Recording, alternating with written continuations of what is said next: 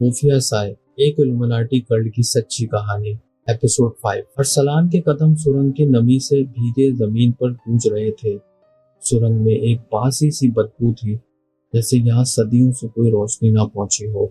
हर कदम के साथ दीवारों पर बने आग का निशान मजीद बाजी होते जा रहे थे और कुछ निशानात पर ताजा सुर्खी के धब्बे थे, जैसे किसी ने हाल ही में कुर्बानी दी हो।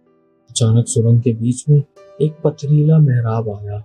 उस पर कंधा अल्फाज मध्यम रोशनी में चमकने लगे, अंधेरों से गुजरो या अंधेरों में जम हो जाओ। अरसलान ने हिचकिचाते हुए कदम आगे बढ़ाए।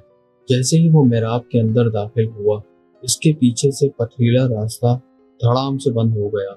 अब वापसी नामुमकिन थी। सुरंग के आखिर में एक बड़ा हॉल नुमा कमरा था, मगर ये हवेली के तहखाने से भी ज्यादा पुरस्कार था। छत से लटकी सैकड़ों मोमबत्तियां एक दायरे में रखी गईं और दरमियान में एक बड़ा पत्थर का तख्त था, जिस पर किसी की लाश रखी थी। एक लंबी चादर में लिपटी, लेकिन हाथ खुले हुए थे और उन पर वही आंख का निशान जला हुआ था। अरसलान का दिल जोर से धड़कने लगा। ये कौन है? इसने खुद से सरगोशी की। फिर अचानक तख्त के करीब खड़े एक साए ने सर उठाया।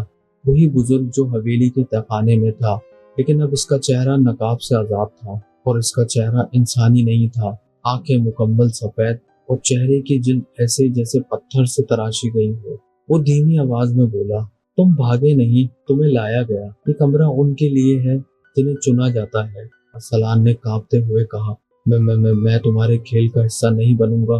बुजुर्ग ने सर्द मुस्कुराहट के साथ जवाब दिया, तुम पहले ही बन चुके हो, क्योंकि ये लाश वो तख्त की तरफ इशारा करता है कि तुम हो। सलान की आंखें खौफ से फट गईं। वो लाश की तरफ बढ़ा। चेहरा चादर से ढका था।